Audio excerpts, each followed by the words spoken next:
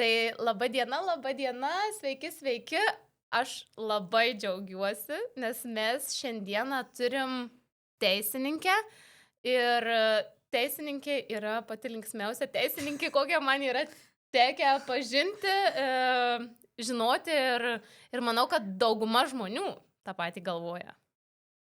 Labas, Evelina. Labas. Labas, Evelina. Tai ar tu save laikai linksma? Aš nenuobodžia save laikau. Aha. O čia įeina viskas. Ir linksma, ir liūdna. Visa paletė pas mane yra. Aš nelaikau save vien tik linksma. Nenuobodi. Iš tikrųjų, tai aš esu ištikima tavo sekėja jau Kaip miela.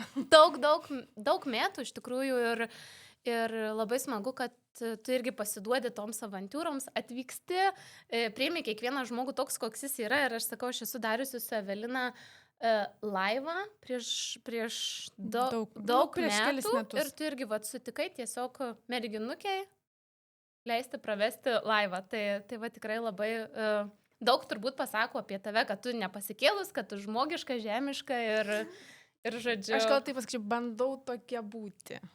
Bet aš galiu pasakyti, kad tau sekasi. Jau gerai.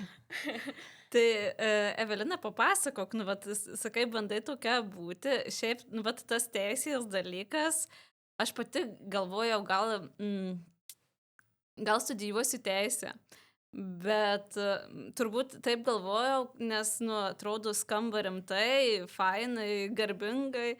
Ir paskui taip pasičiupinėjau truputėlį, kad, tas, labai sausa ir to kūrybiškumo, šiaip tokia kūrybiška. Aš ten eilėraščius pas draugės į gimtadienį važiuodama kurdavo ir panašiai. Ir kaip tas teisininko gyvenimas atrodo, ar tave stebint, tai tu ir kūrybiška, ir teisės dalykai, kaip tu viską taip suderini? Šiaip tai teisė pati iš savęs nėra nuobodi, gal mokytis yra nuobodu, nes reikia ten mintinai kažką išmokti, ten taisyklės tas atsiminti, bet kai pradedi taikyti ir ypatingai advokatūroje, nieko nuobodaus nėra, nes visas gyvenimas tau, visada tu tame gyvenime verdi. Ten kažkoks, pavyzdžiui, ten mama padavė sūnų į teismą dėl iškeldinimo, ten vyras apgavo žmoną ten su kita. Ir kai paklausau istorijų, tai ten geriau negu bet kokie Netflixo serialai. Tai jinai nėra nuobodi, darbas pats yra labai įdomus. Ir aišku, yra kūrybos. Aišku, ta kūryba yra mūsų rėmose. Mes ten galim kažkiek ten kūrybos duoti, kai rašom kažkokius procesinius dokumentus, kai kažkokią kalbą baigiamą, aš sakau, vis tiek aš galiu kažką džiazuoti kažkiek, tam tikrose ribose.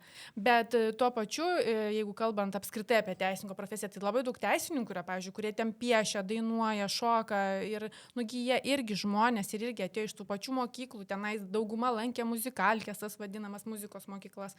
Tai, nėra sausi žmonės patys iš savęs. Po to gal tas pati profesija šiek tiek numuša tą kūrybą, jeigu labai daug streso, labai daug įtampos. Man ir pačiai, pavyzdžiui, užrakina kartais visiškai aš nesugalvoju, pavyzdžiui, kokį reelsą ten sukurti, kokį ten tą video padaryti, nes tiesiog nuo nuovargio, nuo streso, kažkur gyslelė ten tą užkerta, žinai, būna visko, bet kai atsipalaiduoju, pailsiu, žiūrėk ir vėl kažkas prasimuša. Tai čia yra kažkoks stereotipas, bet šiaip teisininkai patys iš savęs yra labai, kaip ir visi žmonės kūrybiški, gali būti tokie.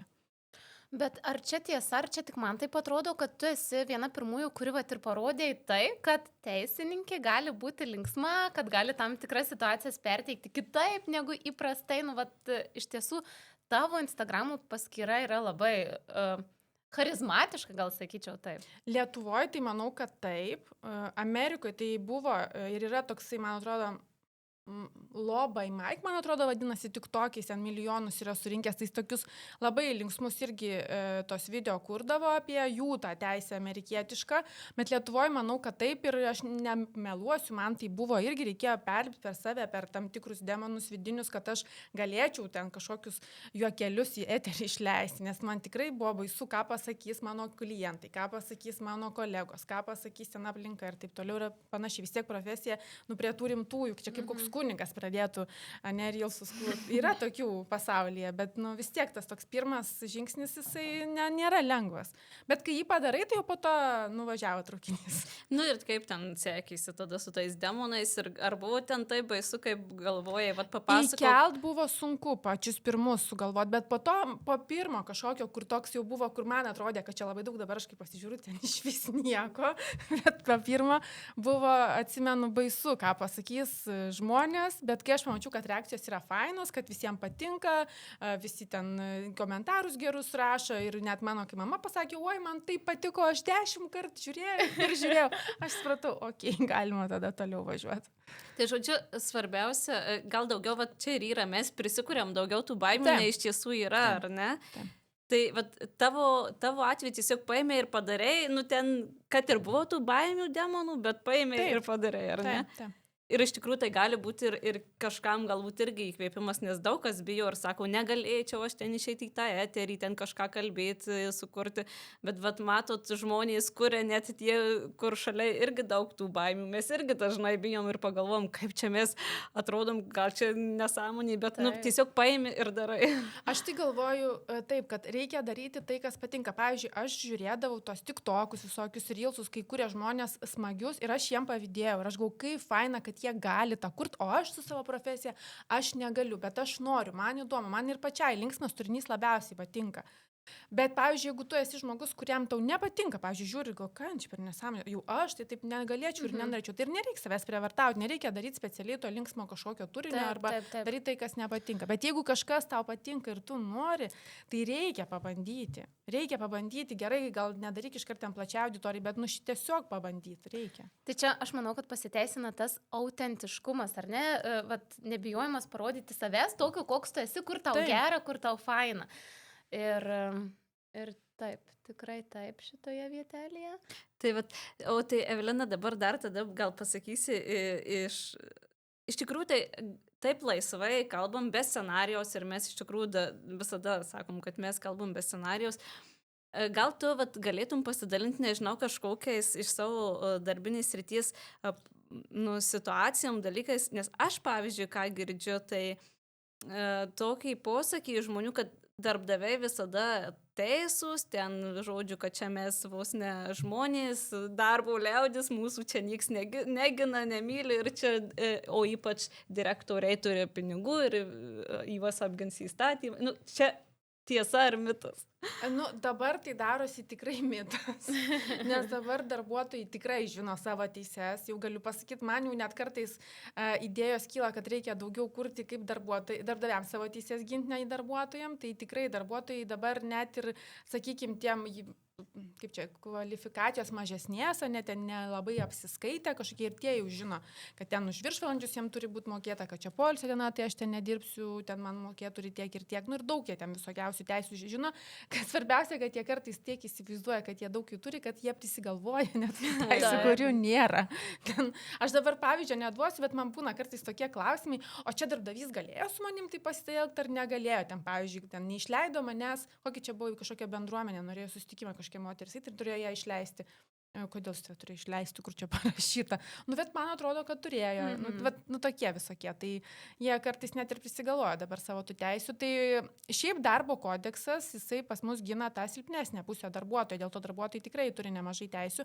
Kur yra darbdavio privalumas, jisai yra tas, kuris viską organizuoja. Ne? Jisai turi tą pavaldumą virš darbuotojo, vis tik darbuotojas turi paklūs darbdaviui. Dėl to aišku, kad pas darbdaviui gal daugiau tų instrumentų yra kažkaip pavaldyti visą situaciją ir dėl to įstatymas atstato tą balansą per tam tikrų teisių darbuotojų suteikimą. Va ir viskas. Bet šiaip galiu pasakyti, kad darbdaviui nėra lengva būti Lietuvoje. Nėra lengva. Aš ir pati, kiek esu susidūrusi, prisilietusi prie darbo teisės, tai tikrai matau irgi, nežinau, kaip tau, Evelina, pasidalink, ar tu matai iš karto dvi pusės, ar ne, darbdavys ir darbuotojas, ir tu realiai matai, kuris toje situacijoje yra tas žalotojas, ar ne, jis net kartais gal ieško savo teisių, bando atstovėti savo teises, bet tu matai, kad jis yra toksinis žmogus, nu tau pačiai irgi matosi tas, ar ne? Pas mane net būna, kartais aš kai ateina klientai pasikonsultuoti, ir aš jau matau, kad nuotaika yra netinkama. Bet aš noriu, kad man būtų išmokėta ten tiek ir tiek išeitinių. O kodėl tu tiek nori? Nes aš galvoju, kad man turi būti ir tiek. O kokiu pagrindu tu galvoji? Tai čiagi darbdavys sprendžia, ar iš vis tave atleis iš darbo ar ne. Bet man aš galvoju, ir aš matau, kad žmogus jau jisai netinkamai pasistatęs, jau pas jį netinkamas nusiteikimas yra. Ir tada aš laik bandau parodyti, kad žiūrėk, tavo gal pasaulėžiūra nelabai teisinga, kad gali būti ir visiškai kitas požiūris. Tai jo, matosi. Aišku, ne visada galėt pažinti net ir tom ginčia, kuris iš tikrųjų buvo tas, kuris piknaudžiavo, kuris ne. Kartais būna, kad ir apsigauni, nes, ir klientas ne visą laiką viską pasako ir būna tiesiog labai, jeigu patiki klientą, pavyzdžiui, žodžiu, tai tada jis įtiki tą tiesą ir kartais nenori ar nepamatai to pilno vaizdo. Tai būna, pripažinsiu, tikrai nemeluosiu, visko būna, bet dažniausiai vis tiek pajauti, kuris yra tas, kuris piknaudžiautojas. Tai nereikia būti ir psichologė, būnant teisininkė. Kaip nereikalaujama tokio įsilavinimo, bet kad tenka tikrai ir to tokio moralinio, aš gal sakyčiau, ne tai, kad psichologija, aš ten nežinau, kokias ten tos praktikos taikomos ir kaip ten kas, bet kad tokio moralinio palaikymo ir kad kartais ir dažnai jo reikia ir kad žmogus galėtų tą ginčą praeiti kažkaip, ne, ir kad gal netai prisirištų prie tos situacijos ir gal kad lengviau jie žiūrėtų, tai dažnai, labai dažnai tenka taip morališkai palaikyti. Aš palaikau, man atrodo tai svarbu, aš kai matau, kad ypač žmogus labai stipriai reaguoja, daug labai sveikatos deda tam ginčui, aš laiką bandau parodyti, kad tai ne pasaulio pabaiga. Ginčas yra tik ginčas, galų gale baigsis tik tais pinigais, nes aš baudžiamoji teisė neatstovauju, tai neginu, tai ten nežaidžiu su žmonių likimais, kad ten gali sėsti kažkas į kalėjimą, tai nes ten jau, man atrodo, labai rimti reikalai yra. Bet pas mane dažniausiai baigsis tik tais, ten darbo gal neteksi, gal pinigų praloši, bet čia ne pasaulio pabaiga.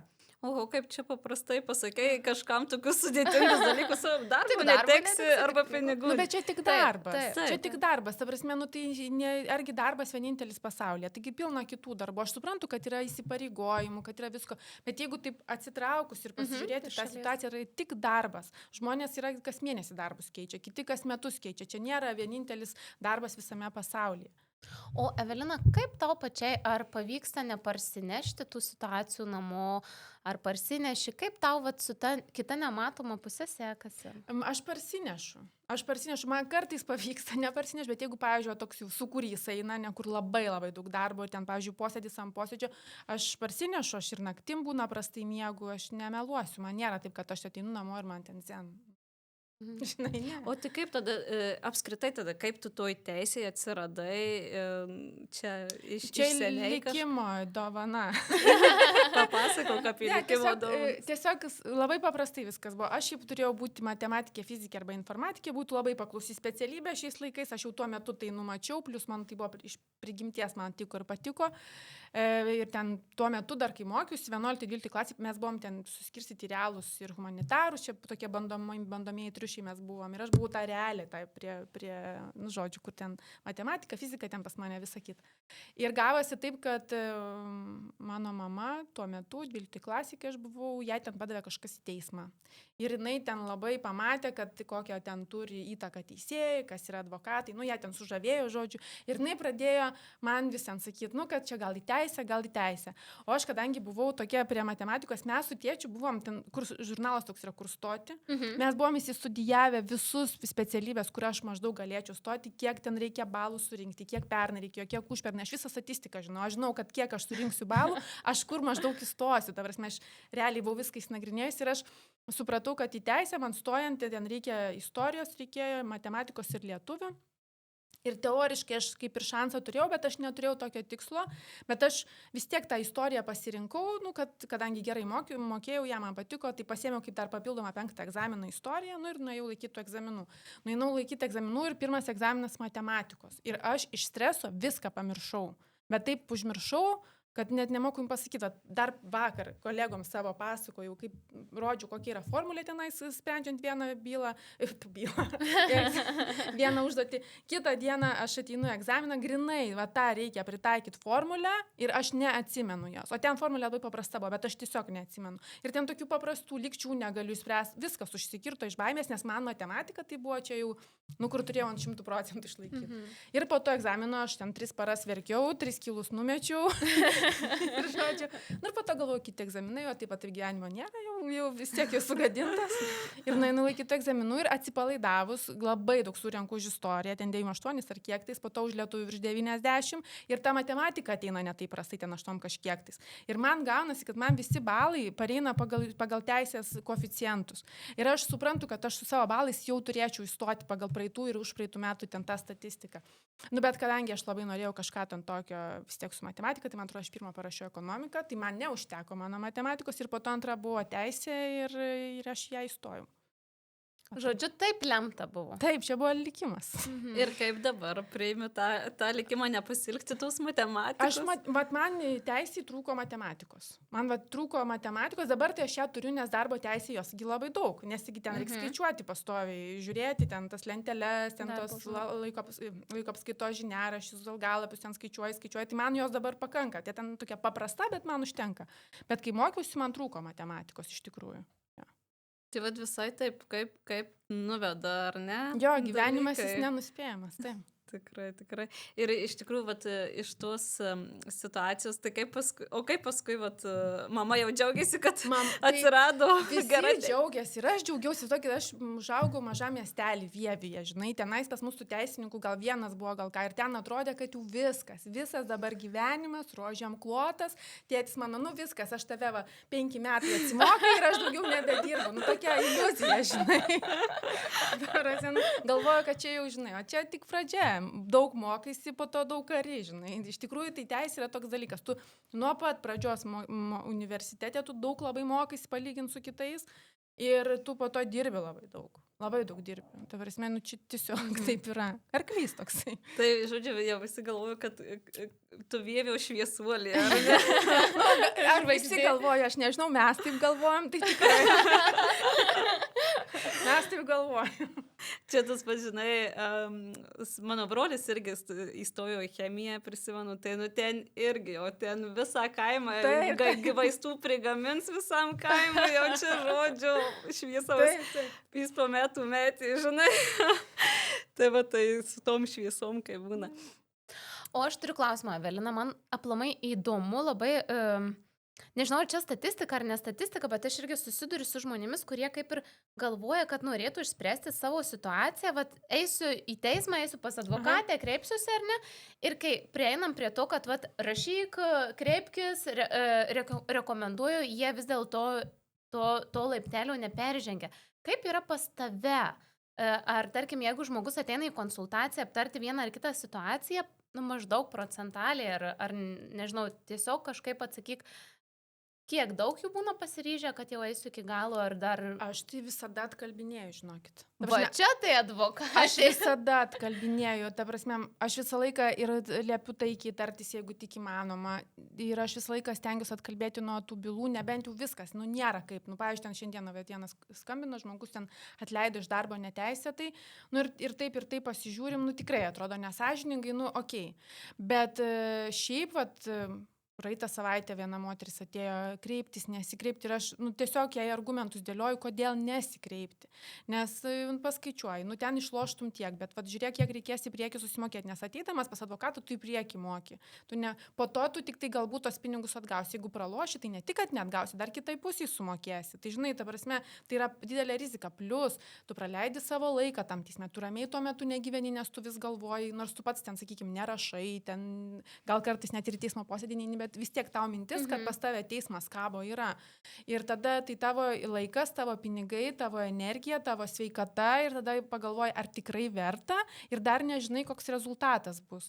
Tai, sakau, aš stengiuosi į teismą, jau rekomenduoju eiti tik tais atvejais, kai tikrai didelė tikimybė yra laimėjimo ir tikrai kito varianto nėra. Tada tai. Bet jeigu, pavyzdžiui, ten tokie, kur 50-50, arba, pavyzdžiui, ten sumos, ten noriu prisiteisti neturtinę žalą ten dėl psichologinio smurto, žinai. Ir ten ta žala kokie 1000 eurų bus. Ir aš sakau, noriu apsimoka. Pamiršt geriau ir viskas, tos pinigus geriau išleis kažkam. Į Turkiją nuvažiuok ar ten dar kažkur, kur tu advokatui sumokėsi, atsistatysi, pamirši ir toliau gyvensi. Nebent būna žmonių, kuriem aš noriu teisingumą, man svarbiau už viską.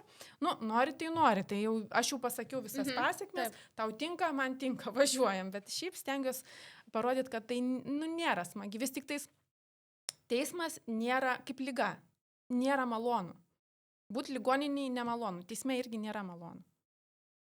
O kaip žmonės reaguoja į tas nesėkmingas bylas? Gal gali pasidalinti, nu, va, tarkim, tu įspėjai ar ne? Taip. Čia irgi gal, nežinau, linksma ar nelinksma būtų tas atsakymas, bet kaip jie reaguoja į va tą tokį neigiamą? Nes aš tikiu, kad kiekvienas eidamas, pasiryždamas eiti šitu keliu, jis tiki, kad jis laimės. Nežinau, mano tai taktika yra tokia, kad aš net ir kai matau, kad gerai einasi, niekad nežadu, kad žinokit, viskas bus gerai. Ta prasme, visą laiką klientui pasakau, kad žiūrėk, paėjo neblogai, bet vis tiek teisėjas sprendžia, mes nežinom, gal pralošim, gal laimėsim, ten net jeigu viskas jau labai ten jau baigėsi, pavyzdžiui, to jau baigiamosios kalbos pasakytos, jau tik sprendimo laukiam ir tai niekad nežinai. Ir sakai, niekad, kad nenusiteiktų ir nesitikėtų laimėti. Ir kai tik mano klientas nepradeda, nu tai kai dabar laimėsim, tai kaip čia mes tas bylinėjimos išlaidas atgausim, žinai, aš sakau, kai tik pagalvoji, kad laimėsi, jau tu pralošiai, žinai, gink dievę negalvok taip, kai pažiūrėsim, koks bus sprendimas, tada ir nuspręsim. Tai vat neturėtų, kad žmogus tų lūkesčių. Bet šiaip, aišku, nemalonu yra pranešti tą nemalonę žinią, o pranešinėju tai aš. Tai tikrai būna labai nesmagu, kai reikia paskambinti ir pasakyti, va ten atmetė jūsų ieškinį arba ten kaip tik kitos pusės ieškinį patenkino, ten iš jūsų priteisė tiek ir tiek. Tai nėra pats smagiausias ritualas gyvenime. Ir tai jau čia tos naktys, kai nemiegi. Ne.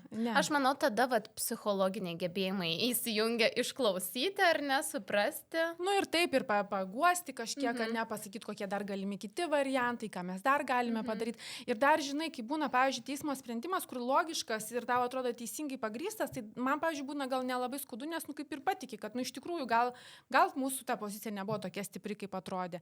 Bet kai būna, pavyzdžiui, nelogiški sprendimai, kur būna, nu, tokie atrodo, nu, kaip tai tai va tada tai būna skaudu man ir pačiai kažkaip tada, nes, nu, toks, nu, nežinau. Bet tai kodėl tada taip įvyksta? Įvyksta dėl daugelio priežasčių, dėl to, kad pirmas dalykas, vis laik reikia suprasti, kad bylą sprendžia žmogus. Tas žmogus gali turėti savo nuomonę. Ir, pavyzdžiui, yra teisėjų, pavyzdžiui, yra bylų, kur ten Lietuvos aukščiausias teismas pasakė, kad reikia taip ir taip spręsti, o tas teisėjas galvoja, kad taip nereikia spręsti ir sprendžia pagal save. Ir ką tu jam padarysi. Tai dar ir nuotaika gal, ne? Ir taip, ir gali būti nuotaika. Ir santykių su vyru situacija. Taip, jeigu, pavyzdžiui, aš esu vyras, sprendžiu klausimą, ten, kas susiję, ten tarp skyrybose, ir ten moteris kažko reikalauja. Ir aš ką tik su savo žmona susipykau. Nu, aš nesakau, kad tai būna, aš tik teoriškai darau prielaidą, kad tai gali turėti įtakos. Taip, pavyzdžiui, šiandien aš tikėliau blogos nuotaikos. Nu ir atmetinėsiu visiems, ko jie prašo. Nu, tai jo, nuo daug ko priklauso, tai yra žmogus, jisai turi savo nuomonę, jisai savo įsivaizdavimą turi, jisai galėjo patikėti kitą pusę, jisai, pavyzdžiui, turi vienokią patirtį ir jis, pavyzdžiui, labiau prijaučia, vat, kaip kažkokius parodymus duoda, pavyzdžiui, viena pusė, o kita pusė jam atrodo, kad meluoja, nors gal yra priešingai, bet jis taip susidarė tokį įvaizdį, tokį įsitikinimas pas jį toks atsirado ir viskas, ir čia yra teisėjo įsitikinimas, jis turi teisę tokį turėti. Eina savo, tai čia nebūtinai gali būti sąžininga. Nu, kaip pasakyti, ta prasme, sąžininga, nes vis tiek teisėjas vertina ne tik pagal savo įsitikinimą, bet pagal byloje esančius įrodymus. Taip, ta prasme, viskas turi sueiti vieną. Yra faktinės aplinkybės, teisinės aplinkybės, ne, ir tu dar savo vidinis įsitikinimas, viskas į vieną sueina ir išeina kažkoks sprendimas. Bet tas sprendimas nebūtinai bus tas, kurio tu nori. O čia reikia tą suprasti. O dabar tada kitas klausimas, tarkim, nelaimi bylos ar ne? Kiek žmonių pasiryžta eiti dar toliau ir kaip labai daug kas pasiryžta. Aš, pavyzdžiui, tai tikrai dažniau neičiau, negu mano klientai eina. Kartais būna tikrai, kad, nu, matai, kad nesąmoningas sprendimas būna, nu, tarsi, kur to atrodo, tu nesutinki ir kur matai, kad yra šansų jį nuginčyti, tai būna ir pati sakau, kad jo šitoj vietoj manau, kad verta būtų, bet būna, pavyzdžiui, kur sakau, aš, pavyzdžiui, neičiau.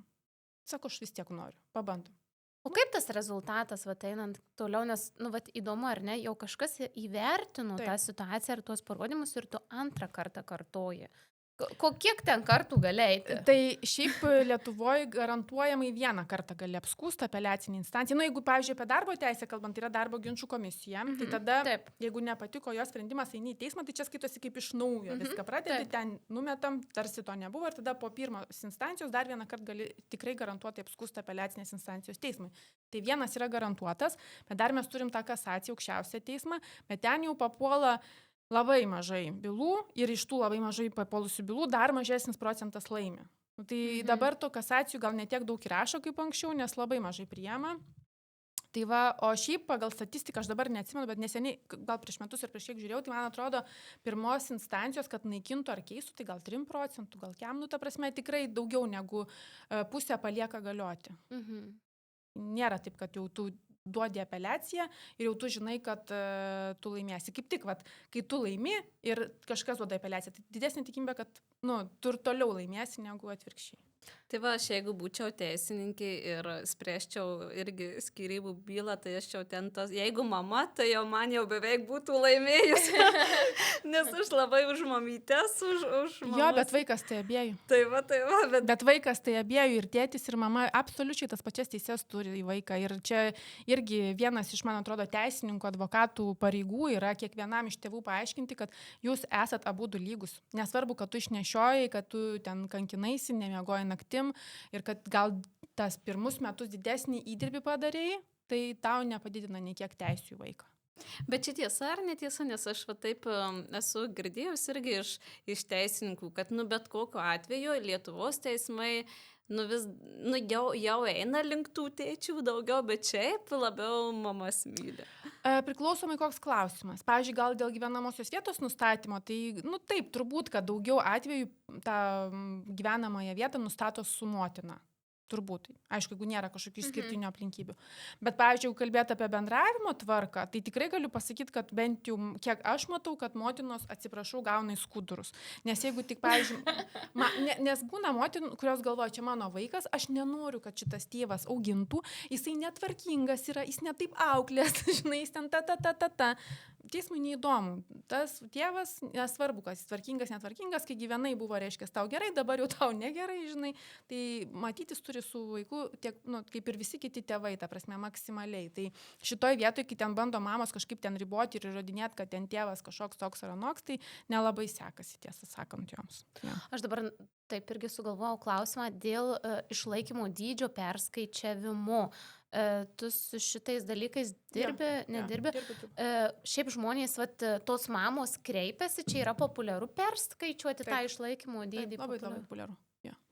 Tai kiek dabar daugiausia gali gauti mama? Čia priklauso nuo vaiko poreikių. Gali būti, pavyzdžiui, jeigu vaiko poreikiai dideli, tarkim, ten, pavyzdžiui, vaikas koks nors profesionalus sportininkas, dar negu jam kažkokia, sakykime, ten, nežinau, liga gal kažkokia, kur ten reikia papildomų, tai įvairiai. Plius dar jeigu tėvo padėtis tai leidžia. Tai įvairiai gali prisiteisti, nėra ribos, tiek maksimumas. Ne, nėra. Yra tas orientacinis dydis rekomenduojamas, tai yra pusė minimalios algos po mokesčių, kad iš vieno tėvo būtų priteista, reiškia, ir vienas, ir kitas tiek turėtų vaikui skirti. Tai čia tokie orientacinis dydis, minimalus, minimali orientacinė riba. Gali būti, aišku, tam tikrais atvejais mažiau, bet yra labai daug atvejų, kai būna ir daugiau. Aš tai šitoje vietoje iš karto prisimenu tas situacijas, aš pati dirbau statybų įmonėje ir man, kai kalba apie išlaikymų dydį, tai toks didžiausias gal pyktis, skaudulys yra apie tai, kai ateina vyras ir sako, žodžiu, negaliu rodyti, ar ne, tų pinigų, kažkaip įforminkit, nes aš nenoriu savo vaikui mokėti, nes man priteista ir aš nemokėsiu arba padarykit ką nors, kad kuo mažiau mokėčiau, tai man šitoje vietoje. Tai čia kitas klausimas yra, kai jau prisiteisi tos pinigus, tai reikia juos išieškoti. Tai jeigu jisai neturi banko sąskaitoje pinigų, jeigu jo atlyginimą jisai rodo mažą, ne, ir jam ten neišieškosi tos visos turto, jeigu neturi. Turto, jeigu neturi ir viskas. Ir tada aišku, kad tada ant popieriaus tu turi, reiškia, tos pinigus, o realiai faktiškai tau sunkiai juos gauni. Tai tada moka valstybė, ar ne? Kažkokia numatyta ten kažkokia suma, ar 120, ar kiek ten eurų valstybės moka, jeigu tėvas nemoka. Bet vis tiek tam tėvui ta skola, jinai kaupėsi. Kaupėsi kažkada, jeigu turės kažkokio turto, išieškos.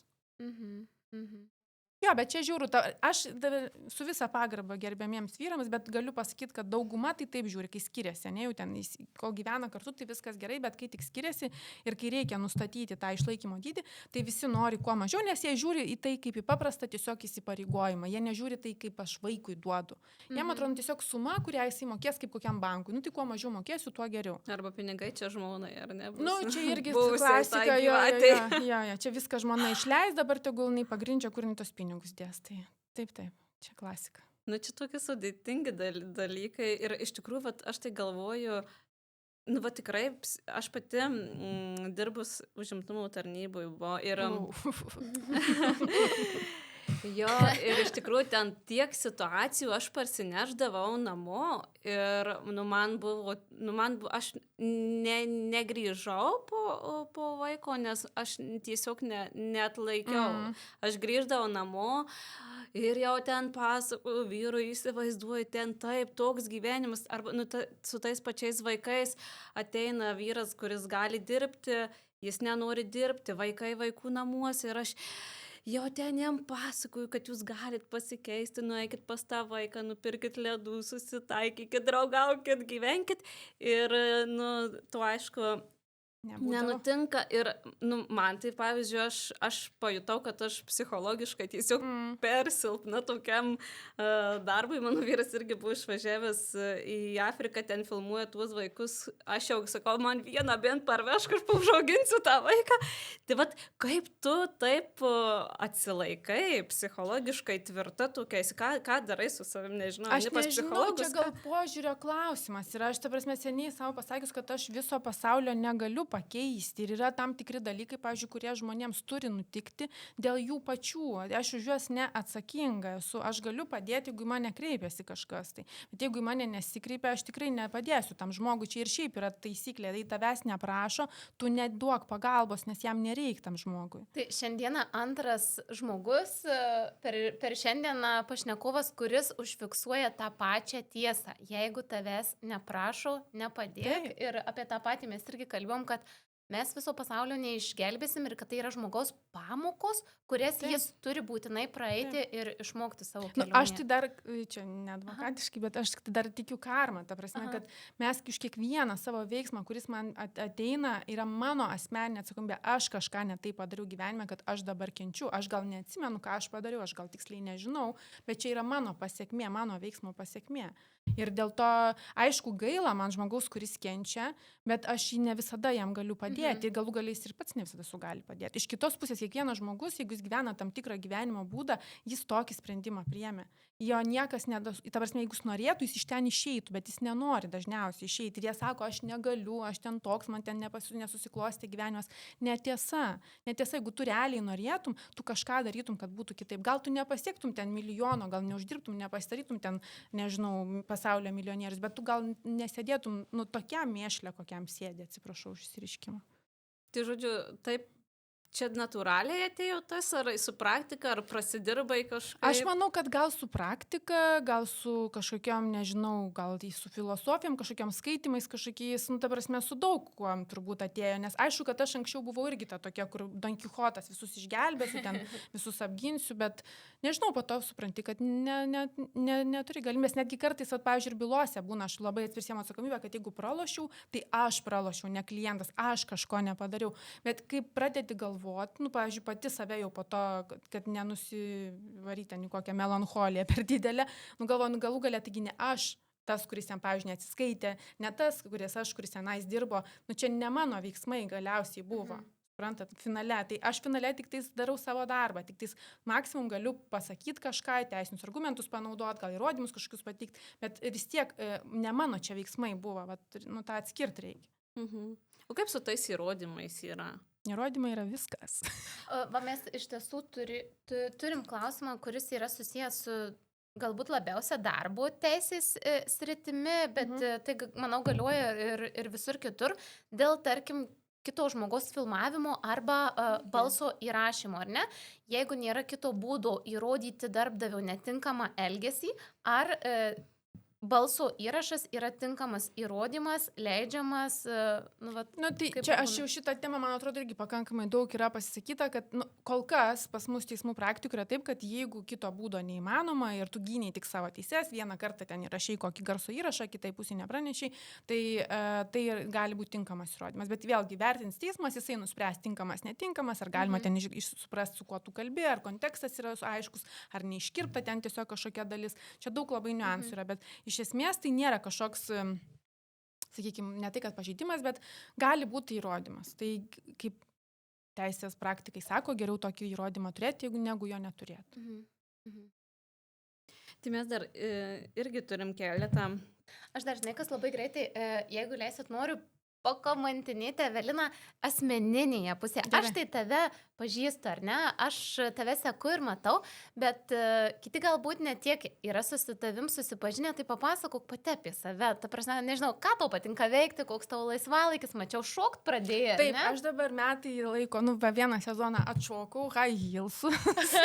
Tarp kitko, nusižiūrėjau nuo savo kolegės advokatės, nes pamačiau, kad jinai šoka, man tai patiko, pasakė kokiai mokykloje, tada aš išsiaiškinau, kas ten per šokį, žodžiu, aš į kitą mokyklą užsirašiau, bet tos pačius šokius, tai jo, tai man čia visiška atgaiva, šių metų atradimas yra, nes kas yra smagu, kad nueini šokti ir galvoji apie šokį.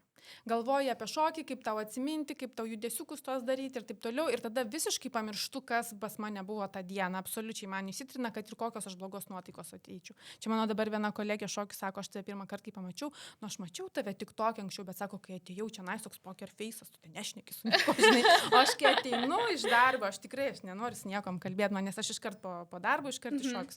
Po to po pusvalandžio jau aš biški atsipalaiduoju. Tai va, tai labai faini šokiai dalykas yra, labai rekomenduoju, kas nors kažkokią svajonę turi ar turėjo, tai pabandykit, nepasigilėsit. Tai niekada nešokai ir pradėjai šokti? Jo, niekada nešokau ir pradėjau šokti. Nu, va, kaip fainai. Jo, tai metis toksai sunkiai man ten tie judesiai prisimena, tikrai. Jaunos, pavyzdžiui, merginos ar tos, kurie šokusios, jos taip plastiškai viską daro, o aš taip kapotai. Aš save irgi taip matyčiau. Bet nepaisant to, ta prasme, aš suprantu, kad man, pavyzdžiui, reikės tiesiog daugiau laiko įdėti pastangų, kad aš pasiekčiau gal rezultatą, kurios jam pasiekė merginos greičiau. Bet man nesik nei kiek, sakykime, net graso nuo tų šokių. O kas dar tave įkvėpia, Evelina? Ką tu mėgsti daryti, kai, tarkim, jau visko labai daug, ar ne, jau tik, kad pavargai, jau nieko nebenori, kur tu pasikrauni, kur tavo tas šaltinis? Mano pasikrovimo šaltinis yra namuose. Man reikia pabūti namuose, aš turiu užsidaryti, niekur neiti ir tiesiog kuistis namuose, o jeigu jau visai koma, kur jau ten visiškai nieko, tai tada namuose su ten Netflixu kokiu, žinai, pasileis kokį buką serialą, ne tai, kad buką, bet tokį serialą, kur pirmą nužudo, po to ieško, kas nužudė, detektyvą. Tai va tokį pasileidžiu, arba kažkokius ten gal gerus filmus žiūriu. Tai čia jau kai visiškai autas. Kai nėra visiškai autas, tada namuose kažką pasikuis. Aš namuose pailsiu labiausiai. Tai lankstydamas kalbinius pasikrauni. Jo, ten kažką tokio, ten pašvyčiu kažką, pasitvarkau kažką, tiesiog man nepakrauna namų aplinka. Aš dar slaptą klausimą turiu, tai tuos reelsus tu pati montuoji ar ne pati? Aš viską pati darau. Nes iš tiesų, jie tikrai pakankamai profesionalūs ir žiūrint į tavo ir sekėjų kiekį ir turinį, kurį tu kuri, ir kadangi mes pačios irgi žinom, kiek tai reikalauja laiko, tai man slaptas buvo klausimas sužinoti, ar ta Evelina ten pati juos montuoja ar ne pati. Aš turėjau vieną merginą, kuri man pamontuodavo karts nuo karto, bet kodėl aš po to nebetęsiau, dėl to, kad labai tas pats braižas po to ir pas kitus pasimato, ne? Ir man tas nepatiko, kad nebuvo kažkokio tokio, autentiškumo. Jo, matau, kad ir pas mane tas pats, ir po to pas Marytį, ir pas Petriuką. Ir galvoju, geriau gal aš pati ne taip ten kokybiškai, bet su savo tą energiją, su savo nuotaiką sumontuosiu. O ten, pavyzdžiui, tai čia kalbančios galvos, bet tos, kur yra jau juokingi, neva, tai ten tos situacijos, tai aš vis laik pati ir muziką pati parenku ir pati sumontuoju ir man tas montavimas tikrai užima labai daug laiko. Labai. Tai kaip tu to laiko randi? Aš vaikų neturiu. Neturiu. Štai ir atsakymas. Bet greta mes turim vaikų ir irgi pamontuojam, gal mažiau, bet irgi taip, faktas, bet, žinai, o darbą turi nuo iki, ar dirbi visada? Techniškai tai visada. Stengiuosi savaitgaliais nedirbti, jeigu yra įmanoma, ta prasme, jeigu nėra kažkokių ekstra atvejų, tai savaitgaliais stengiuosi nedirbti. Ir aišku, ten 12 valandą ragelio nekeliu. Bet būna, pavyzdžiui, šiandieną sėdėsiu darbę, nežinau kiek reikės. Gal iki 9, gal iki 10, gal iki 8, kaip Dievas duos, ta prasme. Nes reikia padaryti tiesiog darbą, yra terminas, reikia būtinai priduoti, nėra pasirinkimo, tiesiog sėdi ir darai. Tai va taip. Tai tu labai šaunuoliai, kad taip, žinai, nes... Bet čia advokatūra, čia kitaip neįmanoma. Bet tu jauti tame kalte, kad Kaip va tau šitoje vietoje sekasi susitvarkyti? Būna tas, kad aš jaučiu, kad aš, tokia, žinai, Savas. auka, kalta, va, Jėzus, visi čia dabar kažką veikia, o aš čia dirbsiu. Ai, ne, žinokit, aš nuo pat, kai dirbau pirmam darbė, dar draudimo bendroje dirbau, aš jausdavaus nejaukiai, kad aš išeinu iš darbo 4:30. Aš gau kaip dabar nesąmonė kažkokia. Reiktų dirbti viršvalandžius, sėdėti darbė ilgiau, o aš išeinu 4:30. Tai ką man veikti tose namuose? Ir man visiškai yra normalu daug dirbti, ta prasme, man čia yra vertybė. Aš kuo daugiau dirbu, tuo geriau jaučiuosi. Mes pritarėm tau, ar ne? Ir man irgi, aš dabar klausiau tavęs, tai taip va, atrodo, nori simti ir pasakyti žodį, šaunuolį. Tikrai. Ne, aš nežinau, aš nesakau, imkit pavyzdžiui, nes yra balansas darbo laiko ir ten laisvalaikio visa kita. Čia nebūtinai taip, kaip aš sakau, yra tiesa, čia man yra tiesa. Taip. Bet vat, ir yra žmonių tipai, ar ne? Aš tikrai... Kuo toliau, tuo labiau matau, kad yra tie, kurie, tiesiog jiems yra gerai lėčiau, tiek, kiek pasidaro, ta prasme, jų yra tokius būdas ir tokia natūra ir su tuo irgi viskas yra gerai, nes jie tame jaučiasi fainai ir gerai, ar ne? Bet yra tipo žmonių, kur jie jaučia tą pasitenkinimą, kai tu daug padarai, kai tau kažkas pavyksta ir, tikrai mes irgi esam tame momente ir mums būna irgi kiti sako, vos ne, vargšys, jūs tiek daug darot, o kaip jūs čia, o Jėzus, o tai jau turbūt labai pavargę, tai o tu iš vis ilsiesi, o tu po darbo grįžus dar irgi eini dirbti, ar jau nebedirbi, tai girdint tave, man, žinai, gera jausti, kad yra dar čia tų žmonių šalia. Yra, man atrodo, tai normalu, aš nežinau, aš sakau, man darbas yra vertybė. Aš tai vertinu. Ir man atrodo, dėl to ir dirbti daug yra vertybė. Aišku, su tam tikrom ribom ten jau kai vis. Bet, ten visi kalba, čia tokia perdėgymas, aš nenorėjau dirbti, aš nenorėjau ten nieko daryti, aš ten ir man visi rašo, Evelina, atsargiai, tik tu neperdėk, nes tu ten jau tokia pavargus.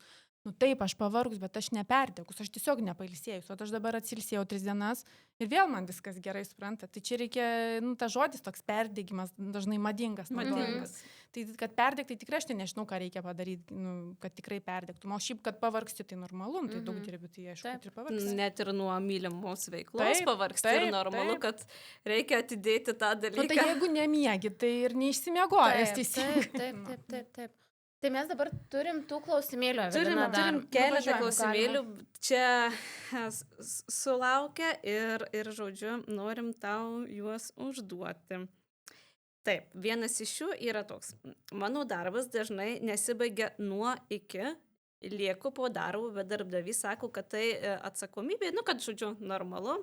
Jeigu noriu dirbti ir užsidirbti, noriu suprasti, kada viršvalandžiai turi būti apmokami ir ką daryti, jei jų niekas nefiksuoja.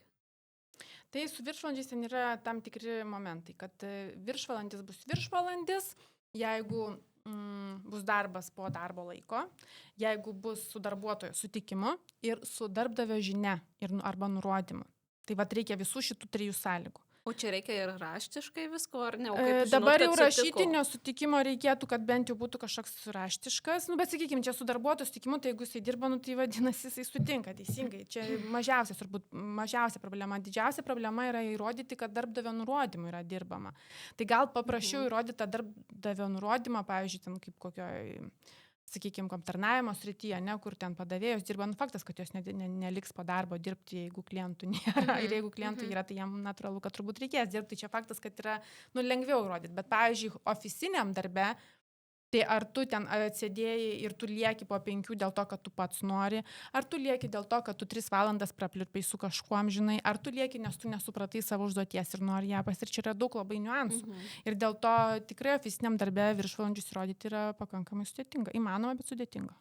Dabar dar vienas klausimas man išplaukė iš šito klausimo dėl komunikacijos darbdaviui su darbuotoju, ar ne? Jeigu darbo sutartyje nėra numatyta, kokiu būdu gali darbuotojas su darbdaviu komunikuoti, ar ne, ten būdavo kažkaip elektroninėmis ryšio priemonėmis ir panašiai. Ir tarkim, darbuotojas sugalvojo, kad aš noriu išeiti iš darbo, parašė darbdaviui žinutę, ar tai bus tinkamas informavimu? Aš tai sakau, kad ne. Tai mano nuomonė tokia. Aš visą laiką, kai manęs klausia, kaip man darbdaviui pranešti, kad aš išeinu iš darbo, mano giliu įsitikinimu reikėtų normalų prašymą parašyti, bent jau elektroniniu paštu išsiųsti. Ten gerai gal ne su elektroniniu parašu, bet bent jau skanuotą kažkokį, aš taip sakyčiau. Ir aš manau, kad pas darbdavį turėtų būti tvarka nustatyta, kad ten prašymai, ten atostogų prašymai, ten prašymai dėl išėjimo iš darbo turėtų būti ranka surašomi, ar ten kompiuteriu surašomi ir pasirašomi arba paprastu parašu, arba elektroniniu. Bet aišku, darbdavys gali sutikti ir su tokia žinute, jeigu jisai nori, jeigu jam tinka tokia komunikacija, gali būti ir tokia komunikacija. Darbo kodeksasgi nesako, kokia ta komunikacija turi būti, bet jeigu, pavyzdžiui, tas darbuotojas, kuris parašys žinutę, aš nenoriu ten dirbti, viskas, atleiskit mane iš darbo, darbdavys jį atleis iš darbo, jisai sugalvos, kad o gal čia mane neteisėtai atleido, aš tai prašymo neparašiau. Ne, ir kas tada? Kas tada bus kaltas? Kas bus atsakingas? Jeigu sutartyje, kiek aš pati esu su tuo susidūrusi, tai jeigu sutartyje yra numatyta, bent būdavo taip kažkaip, kad tai yra tinkama informavimo priemonė, jeigu kad nėra, gali. tu O pati jeigu sau ne, sakai. tai tada jau čia turbūt tai va, tai dabar teismų praktika. Darbo ginčų komisija kainai sakys, tai gal čia ne jisai rašė, ir jūs įsitikinot, kad čia tas asmo parašė, gal čia iš vis neaišku, gal ten brolis ar sesuo, arba ten iš vis kitas darbuotojas parašė, tai jeigu valios darbuotojas neišreiškė tikros, tai čia reiškia ir neatleistas, neteisėtai suprantat. Ta prasme, čia ginčio jau klausimas prasideda ir tada riziką prisiims tas, kuris viską organizuoja, tai yra darbdavys. Tai geriau, kad būtų viskas oficialu. Taip, dar vienas klausimėlis. Žinau ne vieną mamą, kuri sugrįžusi po atostogų sužino, kad jos darbo vietą reorganizavo ir atidavė kitam, pakeitė funkcijas. Ar darbdavys gali šitaip padaryti? Taip, jisai nėra pareigos darbdaviui išlaikyti darbo vietą, jeigu ten atsitiko kažkokia reorganizacija, vidinė, net ten persitvarkymas kažkoks. Yra ta teisė darbuotojai grįžti, ar ten darbuotojų po VPA grįžti į lygiavertę darbo vietą. Lygiavertė tai nereiškia lygiai tokią pačią, bet lygiavertė darbo vieta turi būti. Iš kitos pusės darbdavys gali sakyti, gerai, mes tu siūlom kitą lygiavertę, bet kitom darbo funkcijom ir darbuotojai turi teisę arba darbuotojas nesutikti su tom darbo funkcijom. Tai tada atsiranda tas prastovos skelbimo klausimas, jeigu vaikui nėra 3 metų ir negaliu atleisti darbuotoją iš darbo, tai tada aš jam skelbiu prastovas, jeigu neliko tos darbo vietos, o darbuotojo kitų darbo funkcijų nesutinka vykdyti. Tai čia iš esmės nebūtinai turi būti jau saugiau užtikrinta, kad jau tu čia tavęs laukia ta pati kėdė ir, žodžiu. Ne, tai žiūrėkit, per 2 metus daug kas keičiasi ir normalu, kad įmonė irgi gali pasikeisti ir tavo darbo vietos gali nelikti, gal poreikio nėra, gal pertvarkėm, ta prasme, daug visokių niuansų gali atsitikti ir tos vietos tikrai gali nelikti, čia normalu. O šiaip aš manau, pakankamai populiarus momentas yra neteisėtas darbo sutarties nutraukimas dėl, tarkim, seniau tai žinau, kad tikrai būdavo labai populiaru dėl to, kad, tarkim, yra mažinami etatai ar ne, naikinama darbo pozicija. Kaip turėtų elgtis darbuotojas, kuris buvo atleistas dėl etatų mažinimo, jeigu jis pamato, kad tai pačiai pozicijai, tarkim, yra paskelbta darbo paieška, ar ne? Tai čia jau reikėtų kreiptis, jeigu nepraleisti terminai, kreiptis darbo ginčų komisiją ir aš manau, čia labai pakankamai lengvai nusiginčiamas toks atleidimas. 3 mėnesiai, ar ne, yra? Per mėnesį. Per mėnesį. Taip, ir paskutinis mūsų auditorijos klausimėlis. Šitoksai jau girdėtas ir man, kartais per darbo pokalbius užduodami klausimai neturintys nieko bendro su darbu. Apie vaikus, kada planuoji vestis, ar dažnai vaikai serga ir panašiai. Kaip išlikti, neprarasti darbo, bet kartu ir savo tas teisės. Tai pirma, ką reikia žinoti, kad šitie klausimai yra diskriminacinio pobūdžio. Nes diskriminacija yra pripažįstama ir dar neturint darbo, ieškant darbo, tariantis dėl darbo, praeidinėjant tos darbo pokalbius. Ir visi klausimai, kurie nesusiję su darbuotojo kvalifikacija ir darbuotojo darbo funkcijomis, tai ten įskaitant ten sveikatą, šeimą, šeimyninę padėtį ir taip toliau, ten tikėjimą kažkokią, orientaciją lytinę, jie yra diskriminacinio pobūdžio, jie yra draudžiami. Dabar kaip atsakyti, tai galima taip konkrečiai ir atsakyti, kad aš tiesiog nenorėčiau atsakyti į šitą klausimą, tai nesusijęs su mano darbo funkcija. Aš Bet taip gali ir įsižeist kitas žmogus, ką mes gali žinom. ir įsižeisti ir gali visko būti. Aš čia šitoj vietoj visada, taip pas mus irgi mokymai ir pas mus studentai baigia, ar ne, ir paskui turi integruotis į darbo rinką. Aš visada sakau, nu, ne tik jūs renkasi, bet ir Taip. jūs renkatės darbo vietą ir jūs įsirinkit ten, kur atitinka ir vertybės, ir požiūris. Aš prisimenu, pačiai teko irgi darbo pokalbį dalyvauti ir manęs paklausė, vat, tokia situacija, nu, vat, nes aš irgi pasakojau, kad man svarbus darbas, aš esu atsakinga, visa kita. Ir kažkaip apie vaikus, aišku, užklausė, aš, aišku, pasakiau, kad, nu, vat, vaikai tai šeima numeris vienas. Ir vat, padėliau man tokią situaciją, nu, kad kažkokia deganti užduotis ir tau paskambina iš darželių, kad serga vaikas, tai ką tu darai? Nu tai sakau, aišku, paskambinčiau gal vyrui, gal jisai gali pasiimti vaiką, bet jeigu tokia situacija, kad ne, nu tai nepykit, bet jau tas, nu, liks Nu ta taip, užduotis ir aš tikrai išvažiuosiu pas tą vaiką ir pasimsiu. Ir tada tas darbdavys man sako, pagaliau nuoširdus atsakymas, ne be kažkokių, kad aš ten viską padarysiu, jo, bet tik jo, liksiu jo. darbe. Tai ir iš tikrųjų, ir ten priėmė mane į tą darbą ir aš galėjau eiti dirbti, tai vat iš to, vat jie, kaip sako, tuo nuoširdumo ir Taip. tikrumo jie nori. Taip, taip. Jo, tai iš tikrųjų čia, žinot, darbo pokalbė kaip ir pasimatymuose. Nu, kas iš to, kad tu primeluosi kažką, vis tiek greit labai išlys ir tada bus nusivylimai. Tai kuo tu atviresnis, kuo kita pusė atviresnė, tuo tikimybė, kad tie santykiai bus geresni, brandesni ir ilgesni yra didesnė. Čia Nu, va kaip meilėje, ar ne? taip, čia grynai tas pats, ta prasme, tik labiau gal labiau išreikšta nauda, ne, jeigu mes ten meiliai dar apsimetam, kad ten kažką dėl tavęs darysim, tai čia mes aiškus, kad dėl tavęs kažką padarysim, bet priklauso, kiek mokėsi. Bet santykiuose yra lygiai tas pats. Kiek tu man darysi, kas man patinka, tiek aš tau darysiu, kas tau patinka. Čia yra lygiai tas pats, tik mes ne piniginę formą tą išreiškim, o kartais ir piniginę. Tai ką, iš tikrųjų, Evelina, labai smagu ir gera su tavimi kalbėti.